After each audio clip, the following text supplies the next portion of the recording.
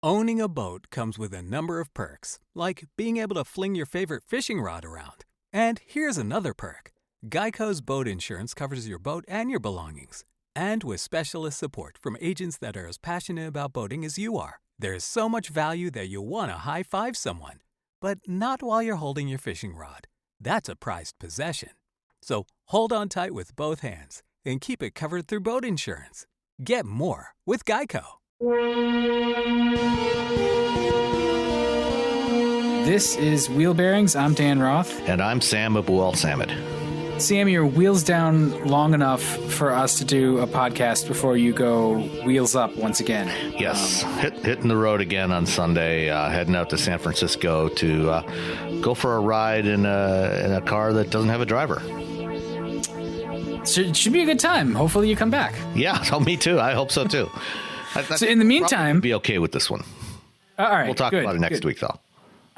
So in the meantime, you have been serving as a driver, and what are you driving? You driving a Zundap or like a 73 Chevy Laguna with a 305 that's got rod knock or what? No, not quite. Actually, no, I've been. You like that? You like the Laguna, right? That's pretty good. No, actually, I was in the Volvo V60 R Design, which is really, really nice car, and proves that all people should be driving station wagons, not SUVs. I was rapturous about a station wagon last week, so now it's your turn. But it's kind of a small wagon. It is, but you know what? A lot of the SUVs, yeah, I would say most of the SUVs that people are driving, the compact SUVs, are really about the same size as this thing. The top selling utilities, are things like the Toyota RAV4, the Honda CR-V, Ford Escape, and they're all, pretty comparable in size to this thing. So, I think that in terms of interior volume and cargo space and everything, you're not giving anything up by going with something like the V60 instead of the one of those utilities. And frankly, it's a damn good looking car. Well, so it's just interesting how much we've shifted too, where you say you're not giving anything up by going back to the wagon, where in the past we would have said you're not giving up by anything up by going to the crossover. Well, yeah, I would never have said that necessarily, that you're not giving anything up by going to a utility, because I think more often than not, you probably are giving something up. But, in this case, if your argument for going to a utility is to have more cargo space or more space for people, or having all-wheel drive, you got all of that in this one. It's all there. The only thing it doesn't have is the high ride height, which, frankly, when everybody's driving utilities, doesn't make any difference anyway. So yeah, this is a much more fun car to drive, than any of those utilities. Granted, it's a little more expensive than certainly most of the mainstream ones. It's not a cheap vehicle at $54,000 for the one I was driving. That's not that bad. No, it's not like buying a Porsche Cayenne or something, or even a Macan. No, and you get a very nice car for your absolutely money. The one I drove, the R Design, has the Volvo's 2-liter 4-cylinder that's both turbocharged and supercharged, has I think 302 horsepower and 295 foot-pounds of torque. 8-speed automatic transmission. It's unfortunate. I'd like to have a manual, but it's just the reality of modern life is you're not going to get one. But even and this one, as I said, the R Design has all-wheel drive, which is going to be helpful in winter conditions, and also given the power it's got, means that there's no torque steer or anything like that, because this is normally a front-wheel drive vehicle, and unfortunately, this particular generation of the V60, is reaching the end of its life cycle. We've already seen Volvo this year launch the new XC60 off the the scalable product architecture, which they also use for the 90 series. And, we'll probably be seeing the new S60 and V60 coming, within the next 6 months or so. Between now and probably the Geneva show in March, we'll probably see both the S60 and the V60. Maybe we'll see one of them at the LA Auto Show next month, or perhaps in Detroit or maybe at Geneva. But those are coming. And they will probably have the same powertrain in there, because this is Volvo's new powertrain, their post-Ford powertrain that they're using pretty much across everything in various configurations. So and it's a fantastic engine. I mean, you've driven it in the XC90, and well, you had the V60 recently too, didn't you? A few months. What did I have? Or you had an XC60. I had an XC90, and I don't even remember now. I had some Volvo sometime, but you're right. I have driven that powertrain in both T5 and the T6 trim. Yeah, and so this is the T6 with it's not supposed to be that good. Yeah. It is really good. It's a small 4-cylinder. It's got a turbocharger. It's got a supercharger on it. It makes 300 horsepower, and it's great. It's linear. There's not really a whole lot of lag. It's really impressive how it's been sort of wrestled to the ground and is really well behaved. And my issue with the V60 has never been its performance. It's always been a good performer, even back in the days of the T6, meaning like 6-cylinder engine. I didn't even realize that car has been around. Not necessarily the wagon version of it, but the S60, that second generation S60, based on the EUCD platform. That car's been around. Yeah, that's been around a long time, and I didn't even realize it until you sort of mentioned that it's going to be replaced. Because you think about the wagon's not all that old here on the market for us. The wagon came out in Europe in 2011, but it didn't launch in the U.S. until 2014 when they got the new powertrain. Because when it originally launched, it had an older and Ford-based engine in it. Yeah, and they're still rare here. Mm-hmm. You don't see them that much. Yeah, because it's a wagon in America, so nobody's going to buy them except automotive journalists if they happen to have inherited some money. So I mean, it's always been a great. It's a rocket, and it Volvo has made T6s now that just go very well. It probably handles pretty well. Yeah, but it does. It's great. What's it ride like? I had no complaints about the ride quality, even on the 19-inch tires, 19-inch wheels with low profile tires that were on this thing. The ride quality was, it wasn't cushy, but it was very comfortable, and on Michigan roads, that's as good as you can expect, really. Yeah. So I had no complaints about the ride quality, and the in the cargo area, there's about 25 cubic feet of cargo space behind the rear seats, and I sat in the back seat, and had plenty of room. It's not, not a whole lot of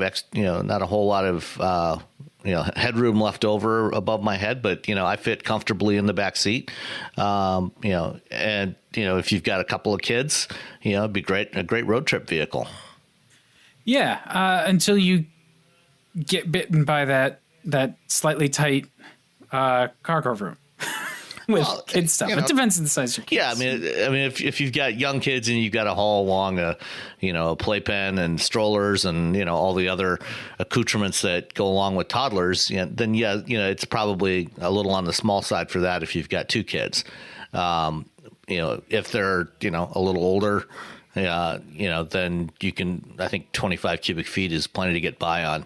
Let's put it this way. It's comparable in size to the Jetta that we had until a few months ago, the Jetta Sport Wagon, and we did family road trips in that thing, and never had any issues with it. Yeah, no, and this is a little bit of sort of hyperbole, I suppose, to a certain degree. You could fit stuff in those cars. Sometimes you have to be a little clever about packing it. I will say, so its total interior volume, I think, is like 122 cubic feet, that's not bad. That's cargo space and passenger room. But something like a RAV4 has about 20 extra cubic feet. I don't know where. I don't know whether it's back seat or cargo volume. I don't think it has that much. It is 140 cubic feet. In a RAV4? Yeah. Where? It may not be shaped right to be useful. That's the other thing. I can't imagine there's 140 cubic feet in a RAV4. I did a quick Google search, so I could be wrong. You can check while I blather and see if I'm right. But like it's, I was actually surprised to see that it's 122 cubic feet. That feels bigger than the V60 felt to me, and I don't want to knock it for being a small wagon. Yeah, well, I mean, the way the V60 is shaped, it doesn't have a real long overhang like some wagons do. And like if you looking at the greenhouse, the rear glass sweeps up a little bit, so. It looks fairly compact. I mean, it's not a huge car, but it's a good size car. I personally really like the size.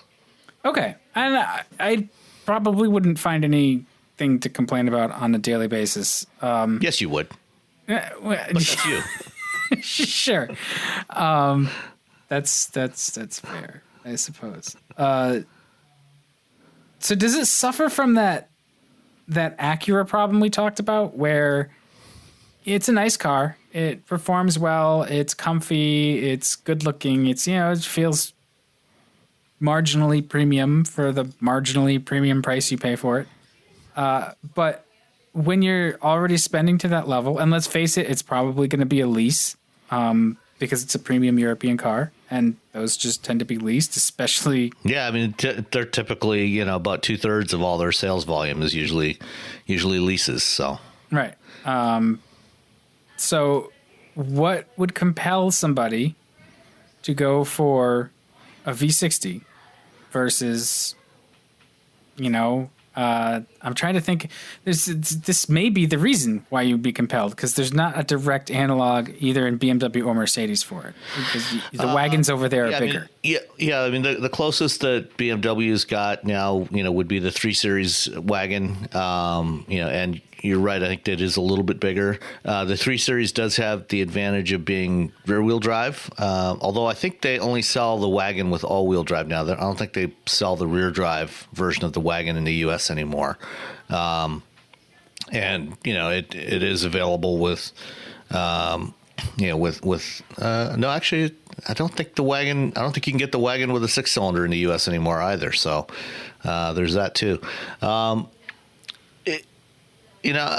Frankly, I think the Volvo is a better looking car, and I'm looking forward to, then certainly better. I think it's better looking than the current 3 Series wagon. I don't think they sell a normal Audi A4 wagon here anymore. They don't sell a Mercedes C-Class or they have an E-Class, but I think that's quite a bit bigger. Yeah, and it's a lot more expensive. Yeah, so really, you don't have a lot of options, in terms of the what's available, in a wagon this size, that's fair, that's not something that is, that's been jacked up to be, sort of pseudo crossover. I mean, granted, Volvo does sell the V60 Cross Country, which is, the Outback Audi all-road, style, jack it up an inch or so, and put some, flat black plastic wheel flares on the wheel arches, to make it look, sort of kind of like an SUV. It's got to look tough. Yeah. Give you that little bit of extra toughness and appearance, but other than that, there's really nothing else available like that anymore since the Acura TSX wagon went away a couple of years ago. So I guess we've discovered its niche, because it's still, for whatever reason, maybe it's me personally, I don't hold Volvo's stuff in quite the same esteem. I feel like it's almost, but not quite, in this, swimming in the same pool as BMW and Mercedes, and it costs the same most of the time. So a lot of the times I find myself shrugging and saying, like, at least in the sedans, like, look, if you're going to spend that kind of money, like, especially if you're going to buy versus lease, like, just go buy the one that has better resale. It'll be an investment. Oh, it's only because you've owned a couple of Volvos. It may be. Maybe I'm just cranky about it. I do like the cars. I do like their, the way they do things, and they have a unique perspective, and they stand out, and that's tough to do. How was everything to use inside? Have they marred that one with their big touchscreen in the middle of the dash now too? And that's something that on the new one, we'll almost certainly see the Sensus infotainment system. So this one still has the older style infotainment system. So you've got on the center stack, there's an array of buttons that looks like a giant old school, phone touchpad. Like about a 5-inch, 4.5 or 5-inch screen, non-touch screen display at the top of the stack. There's no Android Auto or CarPlay support, things like that. It does have, Bluetooth like everybody else, but, it's a fairly straightforward system to use though. You've got, physical controls that make it easy to use while you're driving. So I didn't have any serious complaints with it. It doesn't do a whole lot, but it does reasonably well. I think that's the thing. You limit its functions, and all of a sudden it becomes a little easier to use, becomes a little more streamlined. Yeah, and I'm sure it just feels behind the game. As an example, and I used the same example in another article I wrote recently. If you think back to the original iPhone in 2007, it actually was missing a lot of the functionality that you could get in other smartphones that had come out before. Like the Palm Trios and Windows phones and things like that. Didn't have things like cut and paste and a bunch of other functionality, but the things that it did really well. It was well executed. And, I think it's similar with this. It doesn't have a lot of the latest functionality that you get on other vehicles today, including other Volvos. But the stuff it does, has been really refined and sorted out, and it works reliably.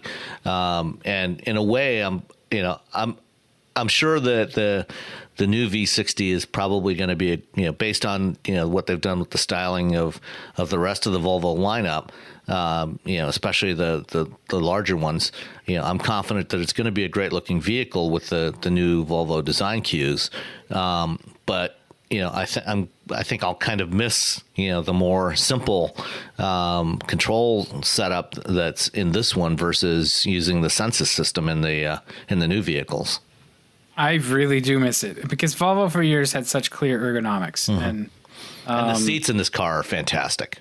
They don't push your head down too far with that aggressive head restraint thing. No, that's never bothered me anyway. See, you're not super short enough. You're not of short enough stature. Yeah. So, but the lateral support, the R design, has more nice seats, heavily bolstered seats, and they're really comfortable and really supportive. And I really enjoyed sitting in them. So for what it's worth, I did find the RAV4 specs, and you're right. It's 140 cubic feet. I have no idea where all that space is, but it's apparently there. It could be up in the air. Like literally, it has a higher roof line. Yeah. So I don't know. I would rather drive the Volvo than the RAV4. Oh, well, absolutely. I would definitely choose the Volvo over any of the the utilities that are out there. Granted, as I said, it's not inexpensive. At $54,000 for the R design. It's fairly pricey, but it's also not out of line with other premium European cars of that size and performance level. Yeah, and you can get a sweet deal. They're trying to move iron. Yeah, well, especially now, as I said, it's at the end of its life cycle. It's going to be replaced, within the next, 6 to 9 months. Although we may not see the new one here in the U.S. probably before next summer at the earliest, if they even bring it here in this form. But yeah, so now's probably a pretty good time to get one. Yeah. And if you're in the Volvo market, Yeah, we clearly, if you have the means, or you just want a really nice looking mid-sized car, with good performance and comfy seats and some extra room in the back for your stuff. I mean, it just kind of makes me feel like that Buick Regal Tour X thing. Yeah, it's going to be serious competition. Oh yeah, I think so too. I think the Tour, the Regal is actually a little bigger than this one, so it may have an advantage there. Yeah, it's the flip side of that is it's probably not going to be quite as nice. Even the seats won't be. I'm sure it'll be nice, but not quite as nice. So, yeah, we'll have to. So you've been driving a premium European car too this week, right? I have. I have been plying the roads in a BMW M550i xDrive.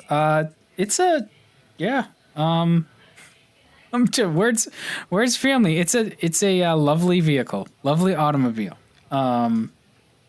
It's a while back I had written about the 530i. I wrote that for Forbes, and just basically that car, the current 5 Series, and even the 5 Series sort of just directly before it, really marks the end of the driver's car. And that's, the sports sedan.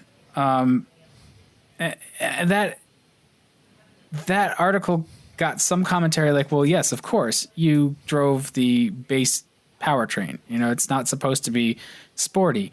But I argue that it should feel sporty, even if it's not fast or, it doesn't have the powerful engine.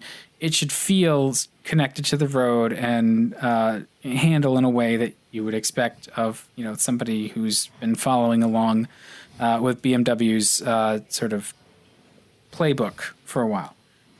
It doesn't feel like that, and neither does this car.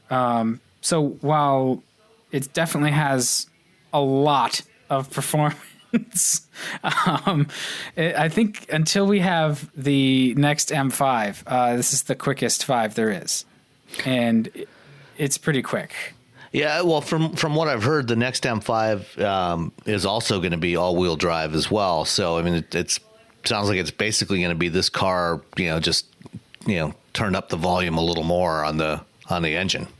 Yeah, and that's fine. What they haven't done is make it feel any lighter on its feet. It actually feels really heavy. It has that silky ride quality that BMWs have had, where it's very much, the chassis is always in control. It soaks up bumps very nicely. It rides nicely. It handles well, but it's very aloof. And there's a lot of this car. It feels heavy, and maybe that's just the way it's tuned. Maybe it's not quite as heavy as it feels, but it's a big car. It may not be quite as long as the Crown Victoria, but it's sure chunky when it's parked behind it in the driveway. It makes that car look a little small. Yeah, well, I mean, it's definitely got a very broad-shouldered stance to it. Yeah, with the big wheels and everything that they put on the on the M models, and obviously it's not the full-blown M5, but you still get bigger wheels and tires on there, and it gives it that stance that looks more aggressive. It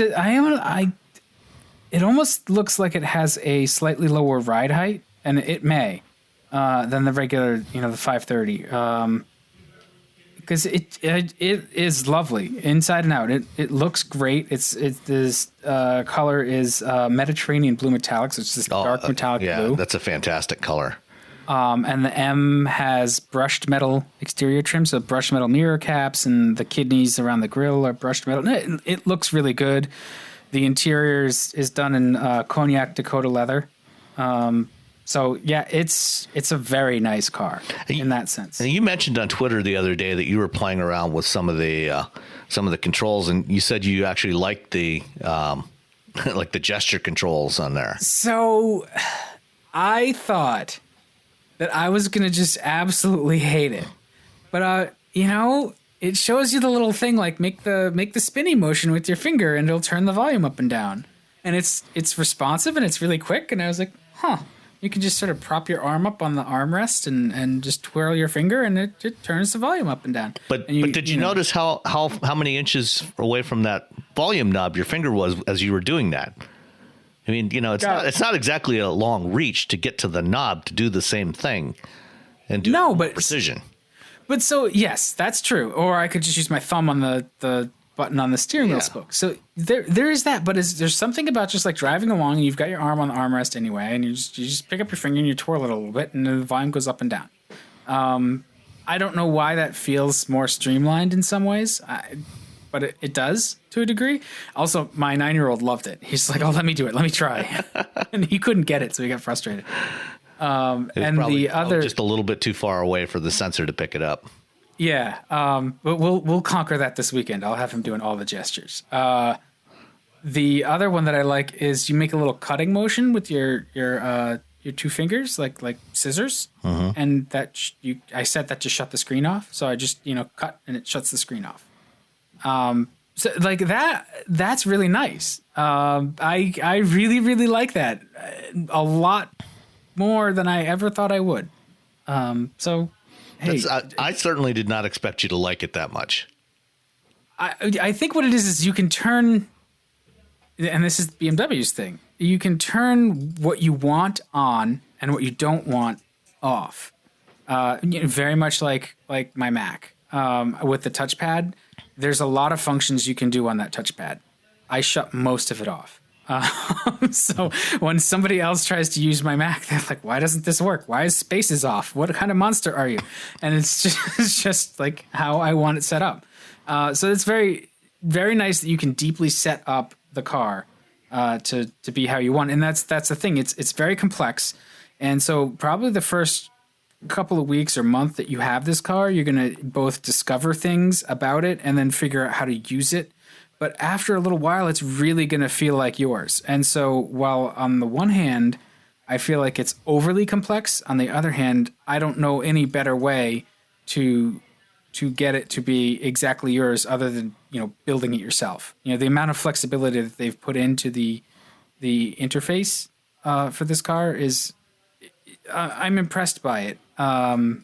And I, in the past, I'd been like, nah, we don't need any stinking gesture controls, and I've shut it off. And I now that I'm trying it, I'm coming around a little bit. Yeah, well, one of the trends in the last couple of years, in premium cars is this move towards multimodal interfaces, and giving the driver an option of numerous different ways to control things. So you've got physical controls, knobs and switches, touch controls, touch screens and touch pads, like the pad on the top of the iDrive controller for inputting numbers and things like that.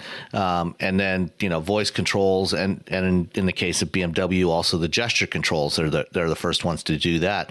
And giving the driver the option of doing it however they like, providing that opportunity for personalization, as you said.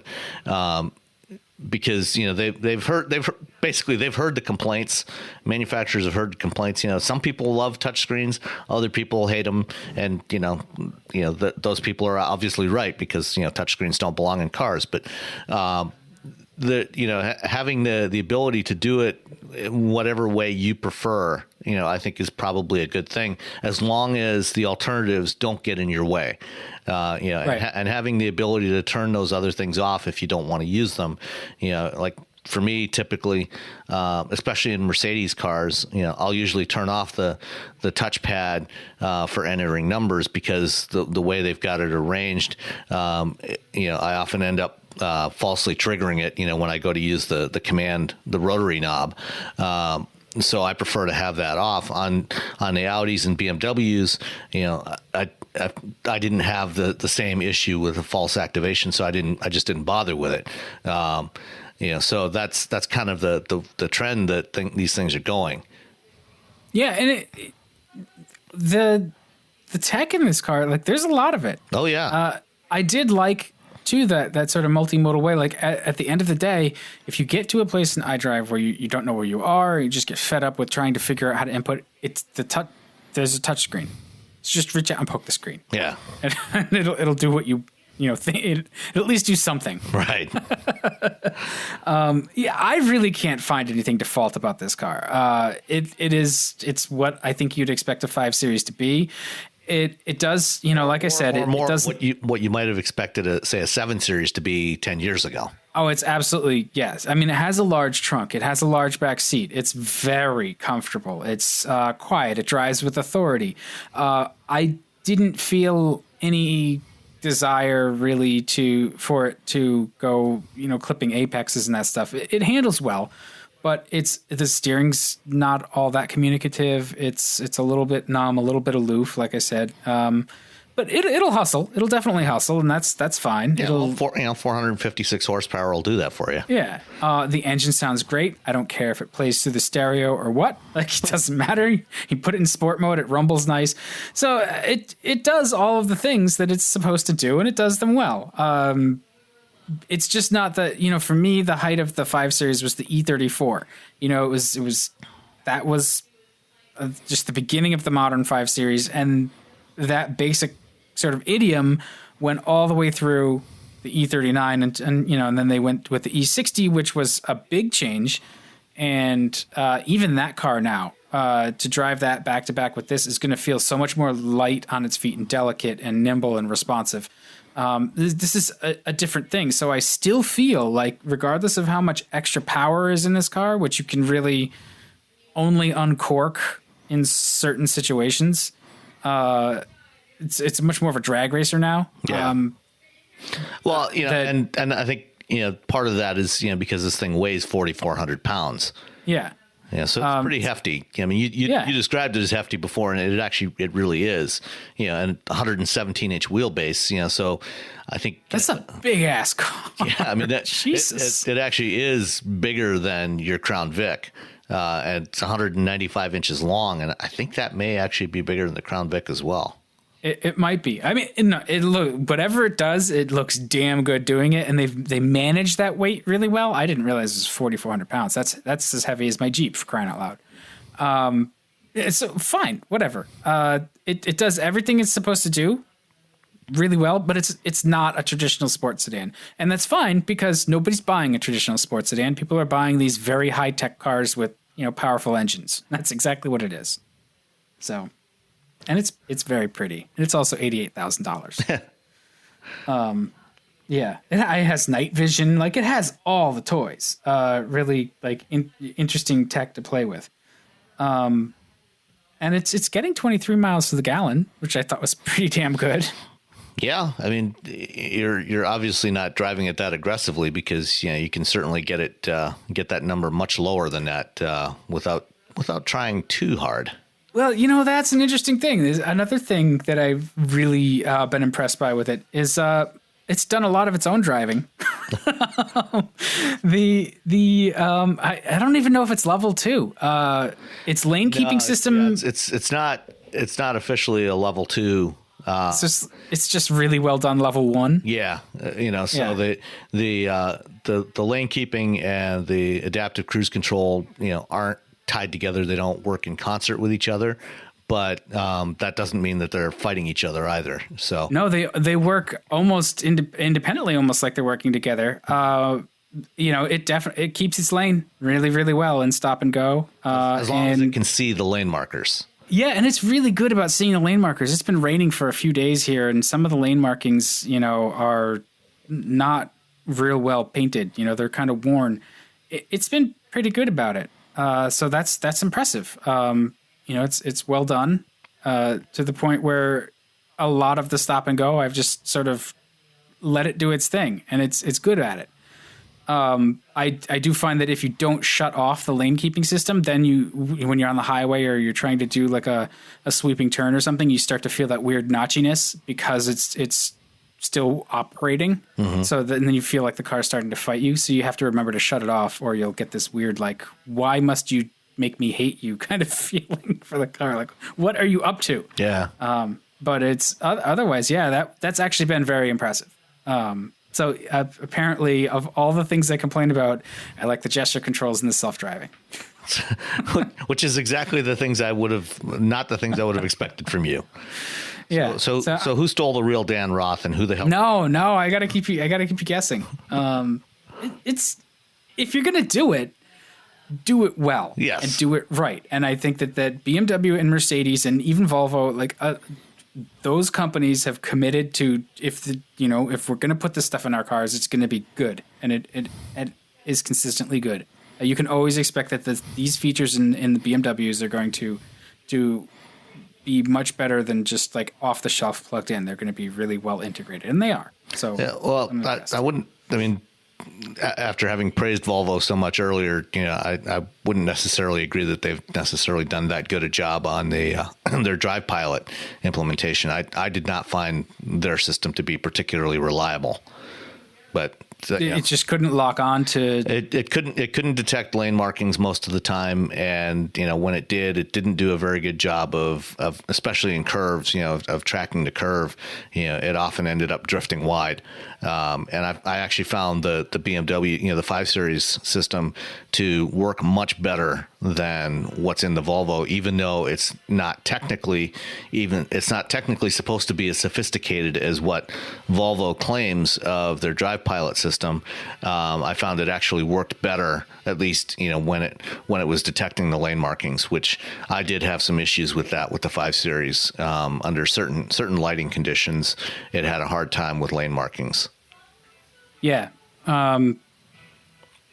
So once the systems are good enough, I can see how adoption is closer. It's not going to be that much of a leap. I don't think we're ever going to get to the. Well, no, we're not. We're definitely going to get to the point, but I don't think like who was it? Was it NVIDIA's chief today? Was like, yeah, we're going to have cars on the road by 2020. I was like, you're full of crap. I think he's exaggerating a wee bit. By wee bit you mean a lot. Oh yes. It sounds good when you got that little headset mic on and you're in front of people. Yeah. Yeah. Hey, he's awesome. Trying to sell, high-powered ECUs to automakers. So, he's got to make the case. He's got to sell his Drive PX units to everybody. All right. Yeah. Well, maybe stranger things could happen between now and then, but I don't think that we're going to have fully autonomous cars on the road. We'll have some in some limited locations. Yeah. We've already got some in some limited locations, and that should give us our little pivot into the first bit of news. Yeah. So bigger news earlier this week, especially for me, because these cars are you can see a Renault running around the Raymond Flynn Marine Park, and also I think now they've allowed them out on the streets. It's like so in the Boston area, Newtonomy was a spinoff from MIT. They were actually partnered with Renault Nissan, so you'd see Renault test cars. Well, they bought some of their first test vehicles were Renault Zoes, but they never actually had. I don't think they ever actually had an official partnership with Renault. That they earlier this year they did form a partnership with PSA, and they're working with them to put their system on some Peugeot vehicles. Yeah, the pictures on their website are like Renaults and awesome looking Peugeot crossovers. Right. Things we can't get here. Yeah. But yeah, so they have been bought by Delphi. Yeah. Which is interesting because Delphi already owns a company that does this. Yeah. So I guess we should back up and say like what Newtonomy does, right? Yeah. So Newtonomy, as you said, is a spinoff from MIT, and they've been developing automated driving technology. And the other thing they've also been developing is an automated ride-hailing service model. And for a little more than a year now, both Newtonomy and Delphi have actually been testing their own fleets. Each has about half a dozen vehicles in Singapore that they got a contract from the Singapore Land Transit Authority to develop first mile, last mile services to basically do robo-taxis to get people from a certain section of Singapore to some of the various train stations, and also pick them up from the train stations and deliver them to their homes. And so they've been testing those over there for since about August of 2016. And Nutonomy, it's a fairly small company. I think it's about 60 people right now, and they've done some pretty impressive things. One of their co-founders, I was on the conference call earlier this week when they made the announcement with Delphi, and one of the two co-founders, Carl Nyema, is the CEO, and the other guy is Emilio Frizzoli. And Frizzoli, his focus has been on the services side, developing the optimization models for how you deploy these vehicles, because that's going to be a key part of actually making a viable business out of this, is getting these mobility services and making sure you've got the vehicles in the right places where people are going to need them, so you minimize the wait times and improve the experience for riders, and also be able to move as many people as you can and keep these things busy, and so they're not sitting empty. And so Delphi, which already owned in 2015, they bought a company that was a spinoff from Carnegie Mellon University called Automatica, that has been developing the automated driving software that Delphi has been using up till now. And so now they've bought Nutonomy, and Nutonomy has all the services stuff, but they've also got their own independently developed automated driving algorithms. From on the conference call, I asked Carl and also Glenn DeVos, the CTO of Nutonomy, or of Delphi, what's going to happen here? Are they going to merge the work that the two groups are doing, or are they going to drop Automatica? And what he told me was that they're actually going to keep both of them developing in parallel, because they actually see this as an important part of the whole safety equation for automated driving. Because one of the things you're going to need, as you get into automated vehicles that are, truly automated, that can run around without a driver and have no human input controls, is you've got to have a lot of redundancy in the vehicles. You've got to have redundant brake actuators, redundant steering, things that we didn't have to have in the past, because, the human driver was always the backup if your power steering assist failed or your brake booster failed, things like that. The human driver, just push harder on the brake pedal, or, turn the steering wheel harder. But without a human driver, now you've got to have all this stuff backed up, and part of that is backing up the compute platform and the software. And when you're doing safety evaluation, if you're going to have a backup system, the optimal case is to not have two identical systems running in parallel, because if there's a problem that is a software bug, then they're both going to make, if you have the same inputs to both, they're both going to make the same mistakes, and you're not going to realize that there's a bug there. Whereas if you've got two independently developed systems, they can cross-check each other and verify, that you're getting the same results. And so that's what they're planning on doing with these, is actually using them running in parallel with each other on vehicles. Yeah, and I guess that makes sense. It's just, and you don't seem to think this is a big issue where it's just you've got two systems. Do they start to fight each other? Well, that's where it does create a new problem now. Is how do when there is a mismatch between the two, how do you decide which one's right? And I think. There's ways to do that, to have algorithms, to vote between the two. But I think what's going to be more likely the case is if you start to see significant deviations between the two, then you're going to go into what they call a minimum risk condition, which is basically to gracefully degrade, and bring the vehicle to a safe location until and stop, until somebody can check it out and figure out what's going on. Yeah. It makes sense to have sort of redundant systems and even just redundant suppliers. If you get to the point where you're only putting a single system on a car, having more than one supplier for it, although it may make a more complicated support situation on the other side.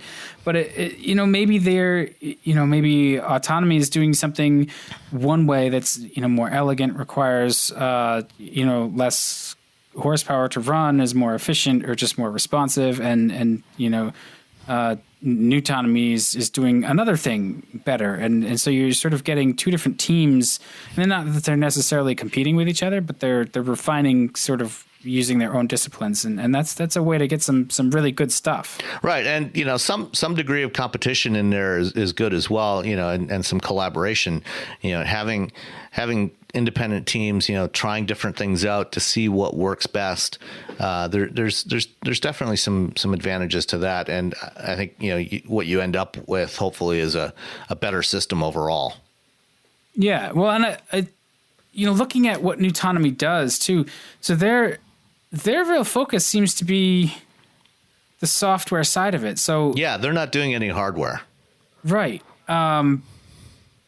And that's like a really good fit for Delphi, because Delphi does all that other stuff. Does that mean that Delphi is going to sell this capability to other I'm assuming that because of Delphi's close relationship with GM, we may see this stuff not as close as it used to be. Okay. I mean, they're still a major supplier to GM, but GM is no longer, their dominant customer.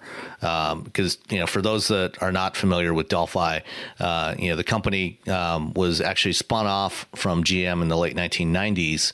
Originally Delphi was all of GM's parts divisions, or most of GM's parts divisions. Right. And it got spun off in the 1990s. Originally operated within GM under the Delco banner. So you had Delco Moraine and Delco Electronics and Delco Remy and a bunch of other units, and those were all combined as Delphi and then spun off. And then in 2005 they went bankrupt and filed for Chapter 11 bankruptcy. And most of the previous businesses that were part of Delphi back in those days have long since been either shut down or sold off. So I think businesses like the steering business got sold off got spun off as Next Year, and the motor business got sold to or got spun off and then is now part of Borg Warner. That was Remy. So a bunch of businesses that are long since gone. And it's a smaller company than it was, but it's more focused. And in fact, now Delphi is in the process of actually splitting itself into two, and the powertrain systems business, fuel injection systems and other engine components, that's going to become sometime after the first of the year is going to become Delphi Technologies. And then the electrical architecture and automated driving and services business is going to be renamed as Aptiv. And so Nutonomy and Automatica are going to be part of Aptiv going forward. And what they want to do, what Delphi/Aptiv wants to do is they're developing a turnkey automated driving solution. So the full stack, with the ECU, the software, the services, full set of sensors, and an automaker can come to them and buy this full stack, and then just integrate it into their vehicle. And so they'll provide everything. And what they're trying to do, with Nutonomy and Automatica and all the other stuff is by doing it as a full stack solution instead of selling it piecemeal, is try to get more scale so they can drive the cost down. And, they've also got investments. Delphi already makes, camera sensors and radar sensors that they use, that are used for driver assist systems. And, now they've got investments in 3 different LiDAR companies that are going to be part of their system as well. So, they're putting all the pieces together. Yeah, and that was the point that I was trying very inelegantly to make, was that they're selling a system to automakers that's going to be ready to go. So whoever wants to pick it up, it has everything sort of ready to go. It's got the software and it plugs into your existing platform, and some tuning, and off we go. Yep. So that'll be interesting to watch. I think also the amount that Delphi paid for Nutonomy was like an order of magnitude smaller than some of the other companies that were bought not too long ago. No, not really. I mean, GM paid somewhere between $600 million and $1 billion for cruise automation last year, and Ford, is investing $1 billion into Argo, but not all at once. It's like $200 million a year over 5 years. So it's. And what did they spend on autonomy? Was it like 1.8? 450. Oh wow. Yeah. So that was the thing. Okay, I thought it was a larger delta between them and Cruise. It's actually it's a little bit less than what the other deals were, but not by a whole lot. And for the investors in autonomy, it's a pretty good exit for those guys, including one of the early investors in autonomy was a venture fund called Fontanellis Partners, which is based in Detroit and is actually. One of the founders of Fontanellis is a guy named Bill Ford, and it's a venture fund that he set up. He doesn't actively run it. So his money is in it. His personal investments, a lot of his personal investments go through Fontanellis, and they focus on mobility related businesses. So they're an investor in Lyft and Autonomy and a whole bunch of other interesting companies. Well, he's no dummy. He has the money to just put it into what's next. So yeah, absolutely. Continue to be rich. Yep.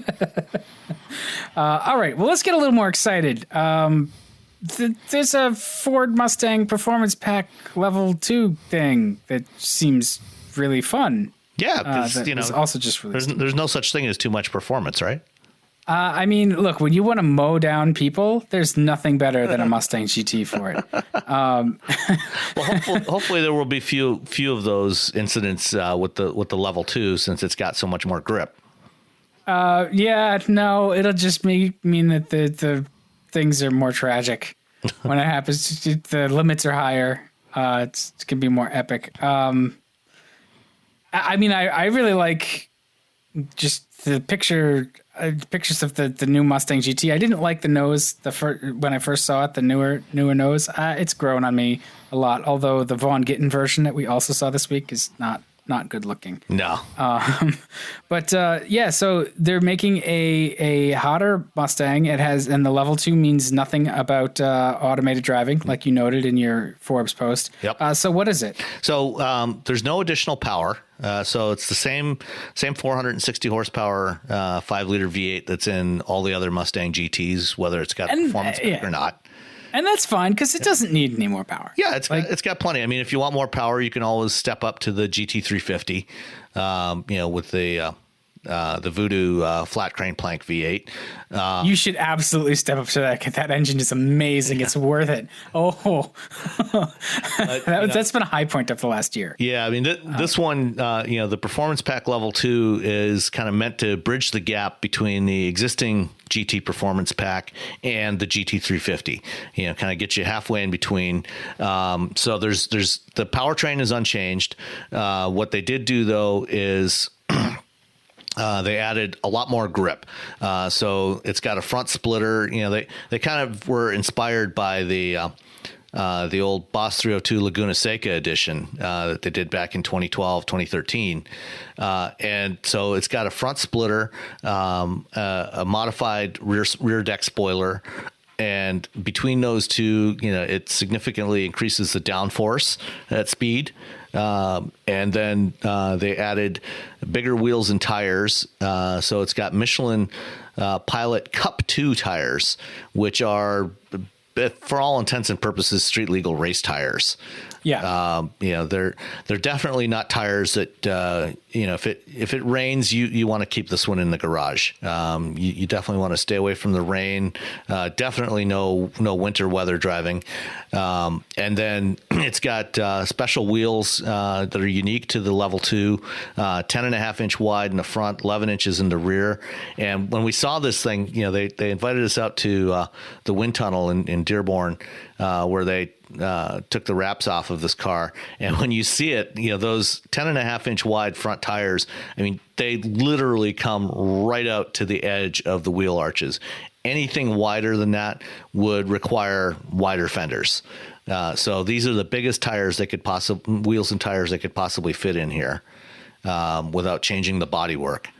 Yeah, it's a serious Mustang. I wonder how much less of a handful it might be versus the GT350, because and that car is actually really easy to drive for the level of performance you get, but it tramlines quite a bit, and it's just if you're not on it, it can get away from you, and like that's as it should be.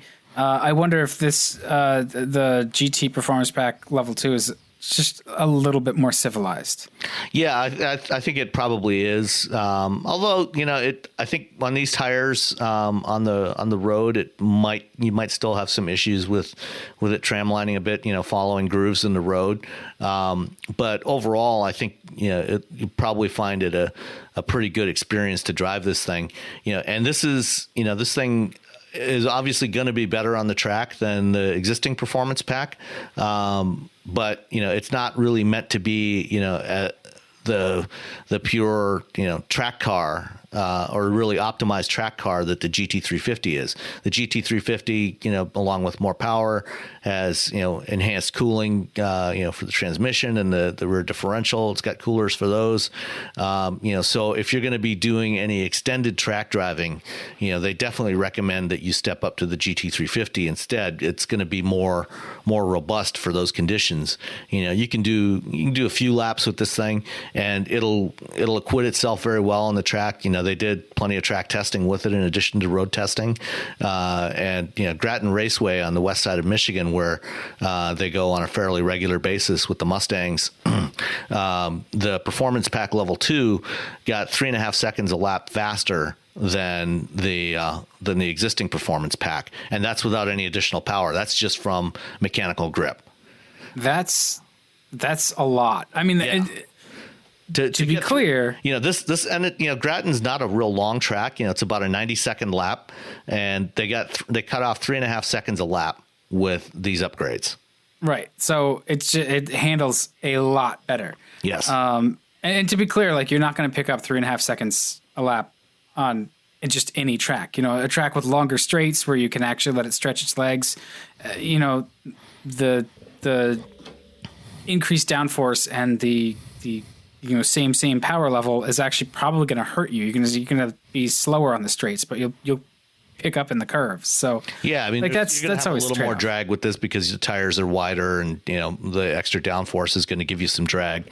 But yeah, you're right. It's really meant for the curves. So if you live somewhere like say Southern California, where you can go driving the canyons above Malibu, or West Virginia, where they did a lot of testing with it as well, that it's going to be a great option. Yeah, and I was just going to say, like, in terms of a performance enhancement that you can really appreciate every day, anywhere, chassis enhancements have it hands down over performance.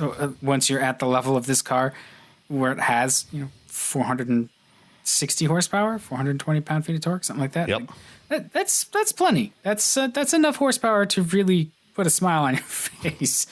To be able to actually use it more as you exit corners is even better. And that's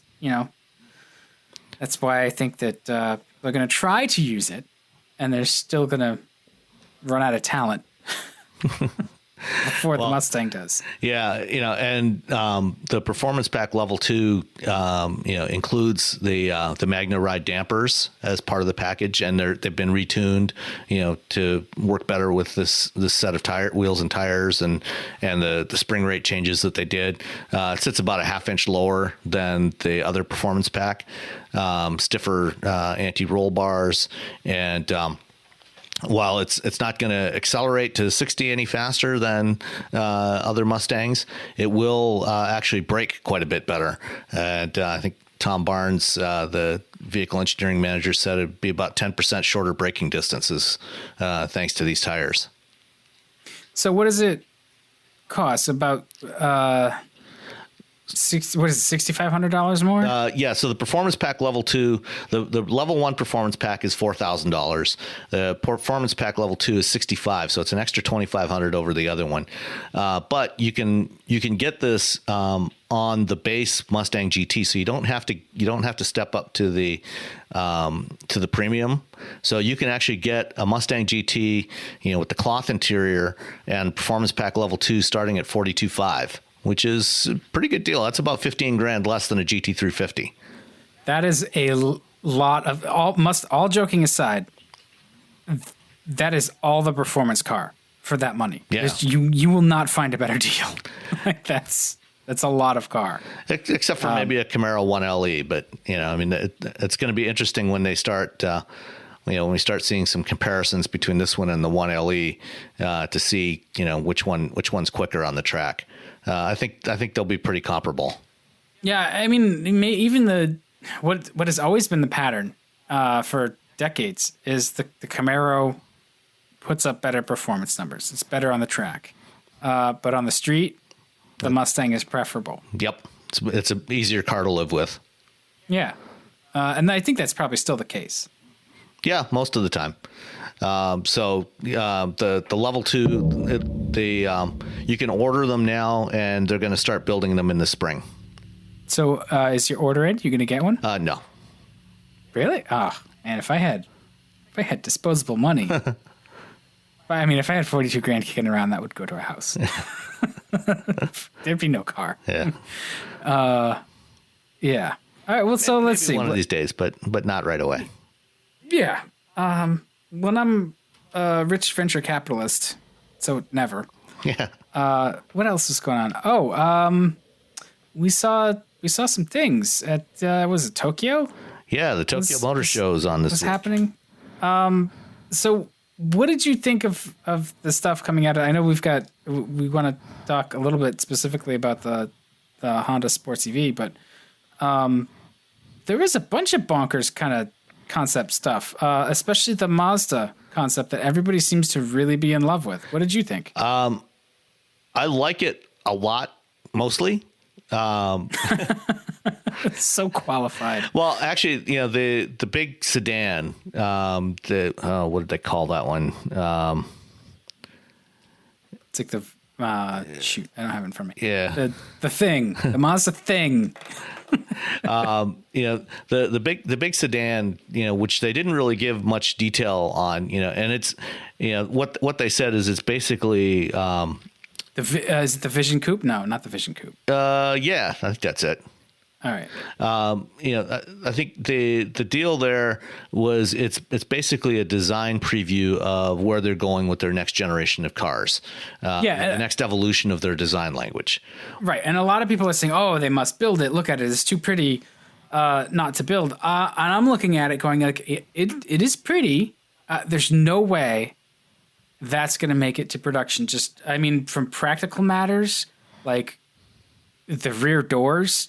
And so, just looking at it, going, yeah, they won't build that car. No, not like that. And if they do, it's not going to be quite like that for production. But it is a beautiful concept, and Mazda definitely has their design mojo working. And we saw sort of a preview of what the next 3 is going to look like too. But that sort of got lost in the shuffle next to the Vision. Yeah. So the other concept they showed was the Kai, which is a preview of where they're going with the next generation Mazda 3 when it launches probably about a year or so from now. And when looking at it right now, I'm looking at a image of it on the Mazda global website right now, and I actually like it better now than most of the photos I've seen of it. Because the main issue I love the front and the back of both of these, both the Vision Coupe and the Kai. The issue I had was kind of the midsection. The flanks of both of them seemed a little too flat, a little too plain. Compared to the current generation of Mazdas, which I really like the balance of the lines and the curves and the voluptuousness of those cars right now, and these seemed maybe a little bit too toned down in some respects. It just seemed a little bit plain. But looking at the image now, and I guess I'll have to wait until I see it in person. They'll probably have it at the LA show next month.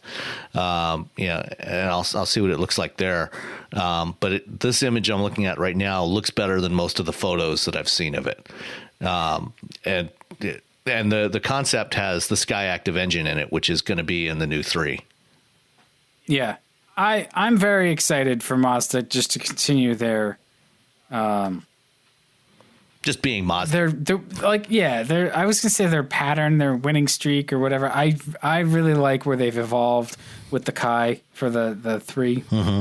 I hope it retains that roofline. The C-pillar looks a little chunky, but it has a much more sort of sporty and premium and funky aesthetic, where now you catch the current 3 in certain angles, it looks a little awkward. So, but this is the best we can do right now with concept cars, is just talk about how they look. So yeah, let's talk about the Honda EV Sport, because they came out with the was it the EV Go not too long ago. Right, that was at the Frankfurt show.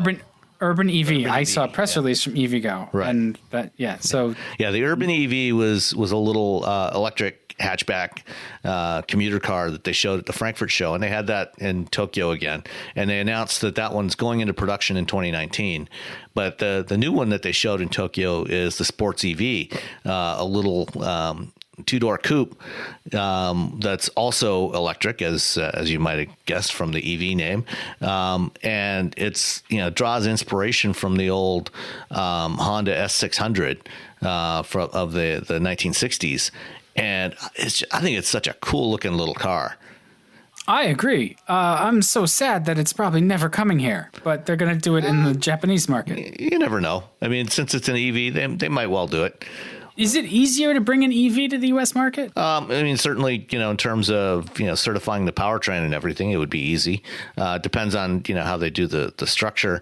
I mean, generally, most cars now, because to some degree, the crash safety standards have been converging, and so most new vehicles are designed to meet, safety standards pretty much everywhere.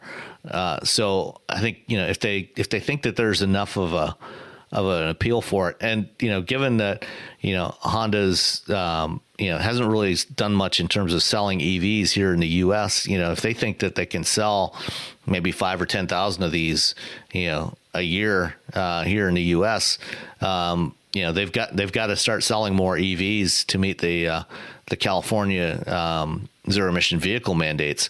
So having a car like this would probably help.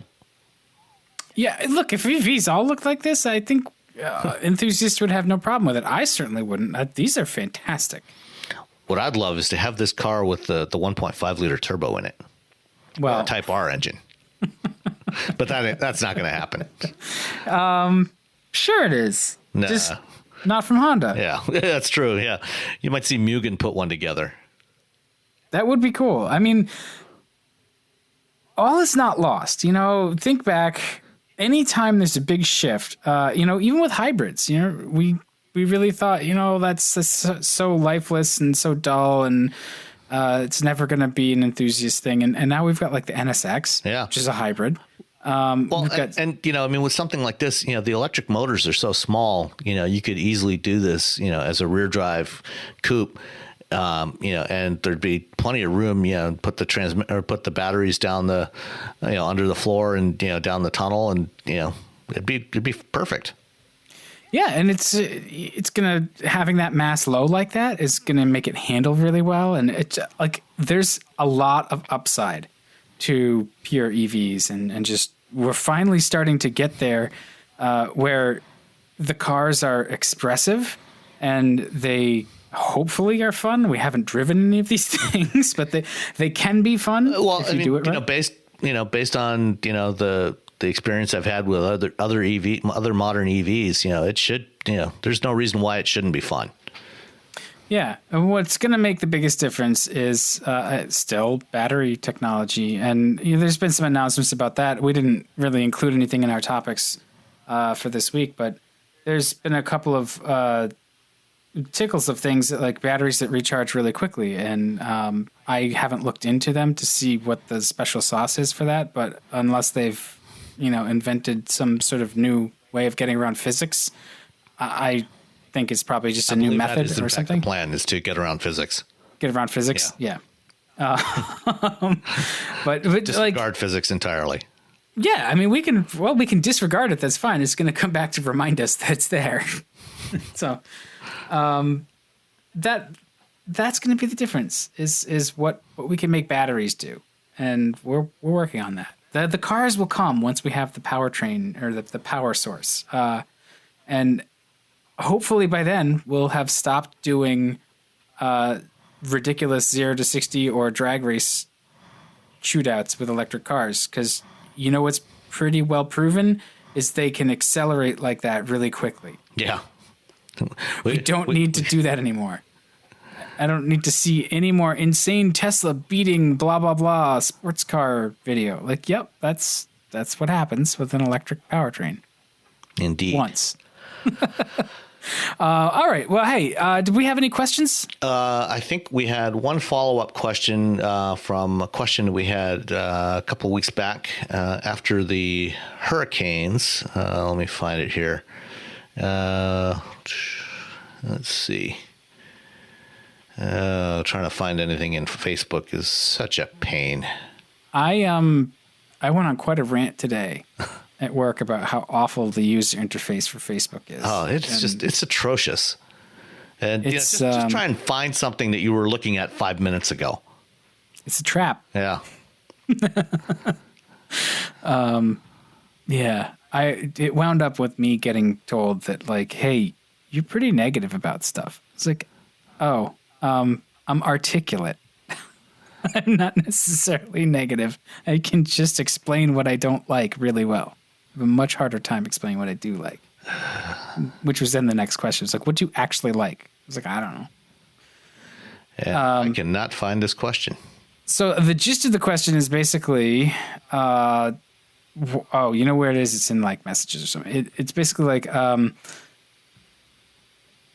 why? I'm not gonna do it justice. So we should just find it. It's about cars that go to auction and like how they wind up there.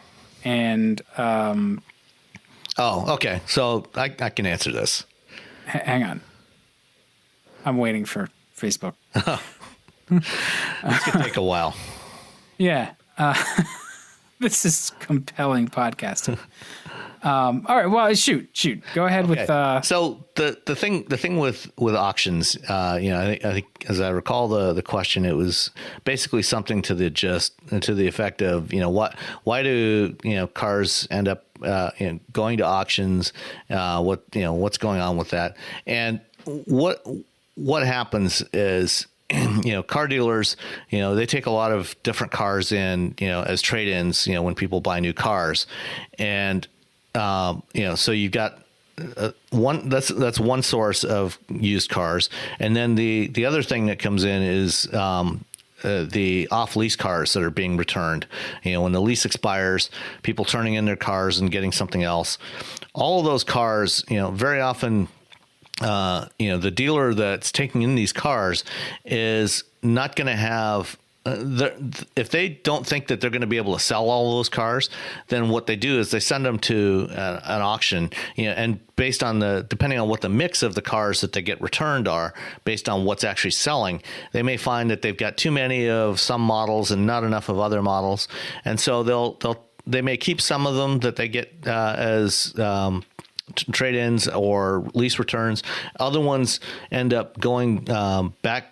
They go to the auction house, and there's a bunch of these auction facilities around the country, and there's several companies. Mannheim is the biggest, but there's a few other companies that do these auctions. And so what happens is they truck all these cars to the auction facility, and dealers that are selling used cars, and it may, a lot of them are new car dealers that also sell used cars, but it's also other dealers that only sell used cars, go to these auctions, and they bid on and buy the cars that they think they can sell.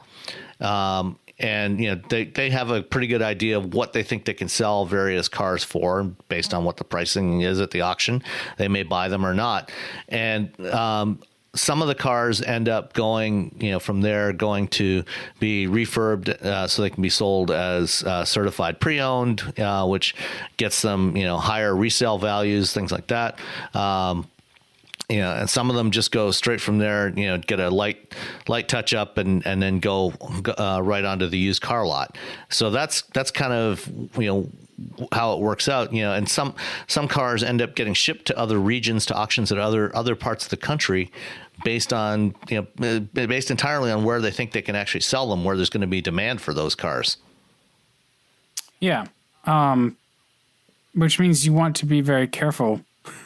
Look for rust under the dash. Yeah, well, you always want to be careful when you're buying a new car. I mean, that's always an issue with new cars is, looking for those things to make sure that you're not getting a car that may have been sitting on a used car lot when a hurricane went by, or rather sitting on a new car lot when a hurricane went by, and may have been sitting underwater for a week, things like that. There are signs that you can look for, and we've still got to get somebody in who's got more expertise in that area to talk about that. But some of those cars are going to end up start showing up on used car lots in the coming months, and those are ones that you've really got to watch out for.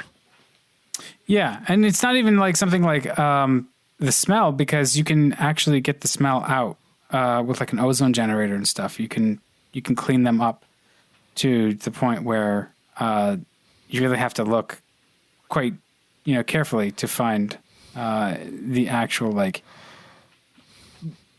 evidence of issues. But it's there if you look. And I'm also looking for this question, and I'm going to blame Facebook. It's absolutely Facebook's fault.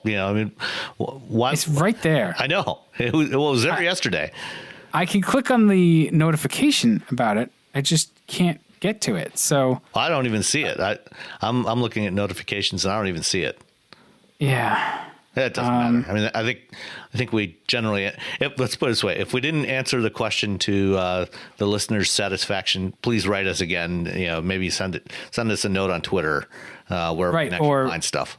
Right, or wheelbaringscast@gmail.com. Yep. There are ways to get us besides the Facebooks. Yes. We're very responsive. There are much better ways to get us than Facebook. Yeah, so do that. And if you have new questions, again, wheelbaringscast@gmail.com. There's Twitter. There's you can also just leave comments on the site. Yeah. Just let us know what you're thinking, and we'll try to actually apply some reason and logic and corny jokes. And if we can't do that, we'll make something up. Yeah, we'll just shoot from the hip. If you can't blind them with science, you baffle them with bullshit. Speaking of which, next week, I think we are probably going to have a special guest on the show joining us, if we can get everything lined up right.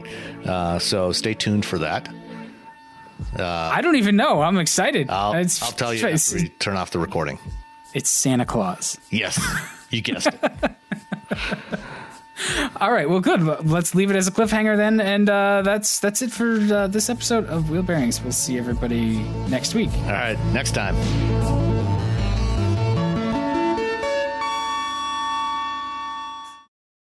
Owning a boat comes with a number of perks, like being able to say ahoy or land ho and not feel weird about it. So here's another perk. Geico's boat insurance offers access to the largest towing fleet on the water. And with specialist support from agents that are as passionate about boating as you are, there's so much value that you'll want to say, shiver me timbers, and not feel weird about that either. Get more with Geico.